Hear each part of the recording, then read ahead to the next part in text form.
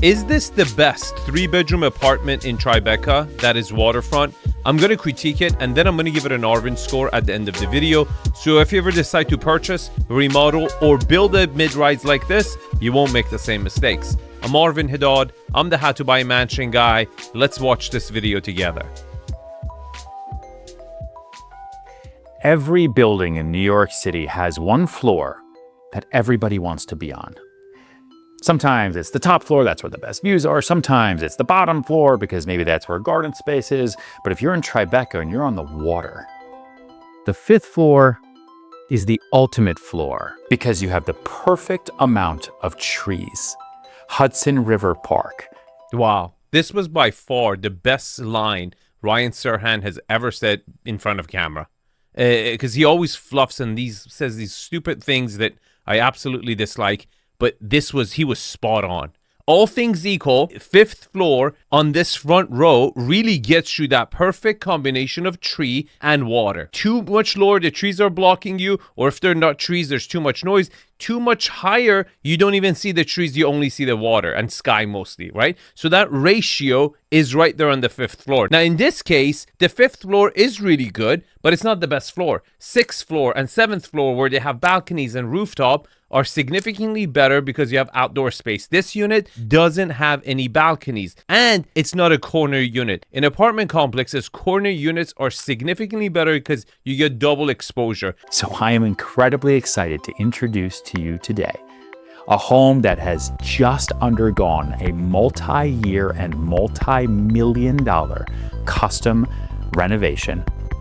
This is 5B, B for best, because it is the best line on the best floor here at 290 West Street. He started again. Okay, let's go over the floor plan so you would understand as he shows the house through, you would know exactly where you are. Okay, so here's the layout. You walk in, you have a little foyer with a bench. To your left, there's a coat closet. Then you got a little hallway that takes you to your primary bedroom. Primary bedroom opens up to the waterfront view. You got a walk-in closet and double sinks over here.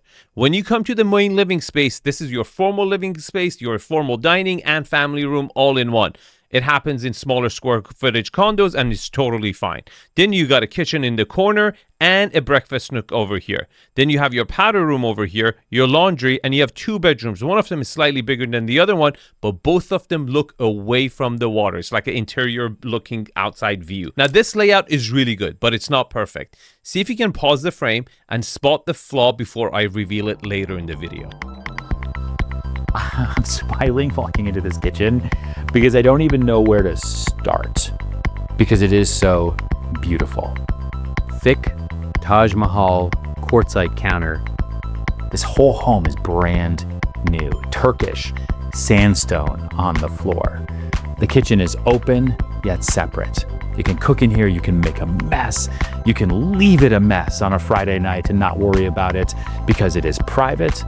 But it's also got that awesome flow that you want out of a classic Tribeca new loft. Okay, let's talk about the kitchen. First thing first, finishes. Look, the palette is there, but it's really backwards looking, and that's not good. Why?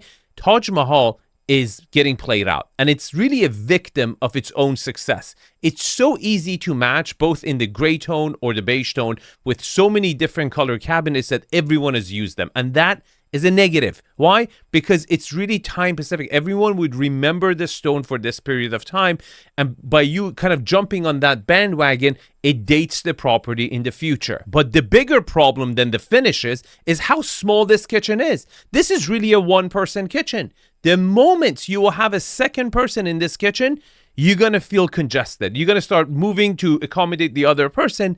Now, see if you can come up with a solution. I'm going to reveal it in a few minutes that would make this kitchen feel much bigger. I know you've been focusing on me so much, but that view is what it's all about. And this kitchen is extra large. You have nearly 11-foot ceilings throughout the home and this incredible breakfast bar. Look at this. I've got apparatus light fixtures. Oh my goodness. It's really small nook. I mean, for a family of 4, this is really, really tight. You ideally in a breakfast nook, you want to fit an oval table, okay, to accommodate that special guest that comes in the fifth person, right? Now, did you think of a better way to arrange this? Did you even spot the flaw with the kitchen? The main problem with this kitchen is that you have two entrances. By having two entrances on each side, yes, it does give you a better flow within the kitchen, but it eliminates a wall that you could have used for better seating arrangement or more cabinetry or a better island. If I was designing this, I would have certainly created an opening in the center, a wider opening than the doors they have, but I would have positioned it in the center. And I would have positioned the island as the centerpiece, moving in parallel with the length of the kitchen. And that would have created a more dramatic opening to the kitchen, more counter space to work with, and at the same time, a way bigger breakfast nook. And you still would have had the stools, and it would have created that, encouraged that transition from the formal living space to the kitchen to hang out. It would have helped for this layout to be a little bit more open if you got the positive of more cabinet space, bigger kitchen, and a bigger breakfast nook. In the great room, you have this gorgeous custom ammunial bar. Look at this stone. Look at this backsplash. And again, can you spot the flaw? I'll give you guys 3 seconds and I'm going to reveal the fix in about a minute and a half. See if you can spot the flaw right here. 3, 2, 1. Look at this powder room though. If you think the attention to detail here in this bar is fantastic, I'm going to redefine what fantastic means. Look at this. This is a block of stone in your powder room. You have this incredible plaster on the walls. How much of a vibe is this space? Okay, the finishes are not bad. The palette is there. You got that greenish, white oak floors and white earthy tones.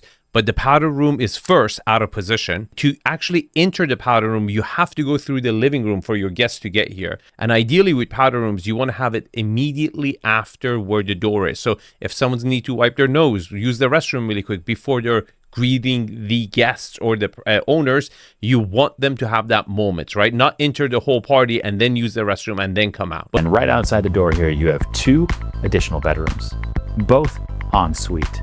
Tons of closet space, laundry, and more.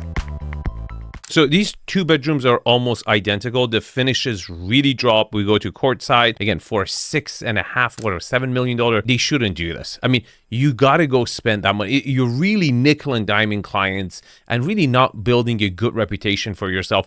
Even for, $3-4 million properties, I suggest spending a little bit more taste. Like you don't have to go really ugly and soulless like this, right? But the bedrooms are small. Again, I think the sacrifice is there. You don't have to have your kids have, water view, but most important locations in the property have water view. So I'm not against that. And they both get a small closet and their own bathroom, which is really efficient and good. Primary suite has 3 key moments. Moment 1 is this closet. This is a lived-in closet, which is very, very small. Another big problem with this unit. I would say the number one thing that a very wealthy New Yorker or family moving to New York would want to purchase this, they would say the closet is just too small. It's way too small. My solution also tries to address this problem as to at least give the optionality to the next owner that would be able to increase the closet space for themselves or even create a his or her closet if they really need it. This is moment 1. Moment 2 is this spa bathroom. Now, I don't know if you can tell by looking at me, but one of my favorite colors is gray. And I think I found my happy place. Okay, it's really small. It gets the job done. If you're in between the 2 choices of should I have a bigger primary bedroom or a bigger walk-in closet, I will certainly push you towards the bigger closet. I think that's where the decisions are made, or it's like really binary for the families who have a lot of clothes and shop at this price point. It could really kill the deal. As to a smaller bathroom, it's not the most romantic place on earth. And then moment 3 is a mixture between how large this primary bedroom is, because you could put desks, you could put TVs, you get bureaus and drawers, you could have art and sculptures in here, and this view. Imagine waking up to that view. Average size bedroom. I'm really glad it's separated from the kids' bedroom and it gets beautiful water views, okay? Now, did you figure out where to put the walk-in closet or a coat closet for the entrance to fix this layout issue? Let me show you guys. If I was consulting on this project, I would have certainly opened this up to the powder room and would have had a bigger powder room and possibly a double entrance from both sides, allowing better flow. Now, do you notice this little space where I told you guys to pause the frame? This is a dead space. It's not even in line with your bar. Now, if you would place the closet over here, you would have an outdoor closet for your guests or for your winter jackets in summertime to hold over here. Imagine waking up and putting on your running shoes and going for a run across the street, up and down the West Side Highway. How amazing is that? Getting on your bike and going to work. Okay, this is actually really important because the last time we stayed in New York with my family, we stayed in Tribeca, and Hudson River Park just gravitationally, its power just pulled us through. If you have kids, perhaps one of the best places in New York to live. It really pulls you in, and it's really interesting because this whole redevelopment of the Hudson River side has really given a new dimension to Manhattan. It never had something like this. There's this waterfront experience that we didn't even know we needed, but we did, and it's really fun, and it's very family friendly. It's great for outdoors people. You can go run, jog, and I personally really, really enjoy it. On that note, let's give it an Arvin score. But before I do that, if you want me to help you with your remodel, your build, here's the QR code for my inner circle. I'm raising the prices starting August 1st. This is your last warning. I would love to be that guy to you. Location, you're in Tribeca, you're waterfront. I'm going to give it a 9. Building amenities, I'm going to give it a 5. It has the bare minimum. You've got a doorman, and you've got a gym, and you've got storage. That's it. Like, you really don't have anything else.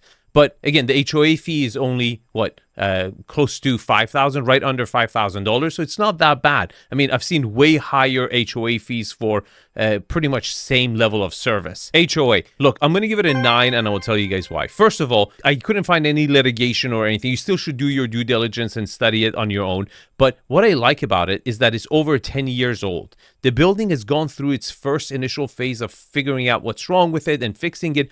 A lot of people have this illusion that when you buy brand new construction or a new tower, things are going to be perfect. It's actually exactly the opposite. Most of the time, you want to be like the second owner, that actually the building has gone through that first phase of figuring out what's wrong with it. Once the building has established its history and resale value and all that stuff, that's when you want to go in. It's way safer and you have a better protection. Privacy. Look, it's a doorman building, which is really good, but you still have a neighbor above you and a neighbor below you. It's going to be a little bit loud just being on the front row. That's the negative of being on the front row Hudson. So I'm going to give it a 7. Unit orientation. You're west facing. It's not a corner unit, so you don't have that double exposure, which would have been ideal for an apartment. I'm going to give it a 6.5. Architectural style of the building. Look, this is perhaps one of the most disappointing things. I mean, it's not modern. It's industrial looking. I prefer a lot more character, and it just didn't have that. I'm going to give it a 6. Views. Look, I'm going to give it a 7.5. I just don't rate the Hudson River view as much as Central Park view, okay? It's not going to get the top score for me. Layout. The wow factor was there when you walk in. The primary bedroom separation from the other bedrooms were really good. The flow was a no-brainer, really, really smart. The powder room was out of position. I'm still going to give it an 8.5. Scale and volume. Look, I could have forgiven them having smaller bedrooms for the kids, even maybe for the walk-in closet. But the kitchen, to me, it's the heart of the family. This is in American culture. That's where the family lives. And it was just really, really tight. It was just not up to par for someone who's stepping up from a $4 million or $5 million to this range. And for that reason, I have to give it a 5. Finishes. Look, they were very strategic with it, like all other developers. They didn't go for bespoke level. They spent the money where they thought buyers would care. But at this price point, I really think you should do your secondary bathrooms really well. And all the other elements, you can't cut corners at this price point. I'm going to give them a 7. Now, here's the Arvin score. This is the leaning and sinking tower of San Francisco. And if you want to join the inner circle, here's the QR code. I will see you guys in the comments. Take care.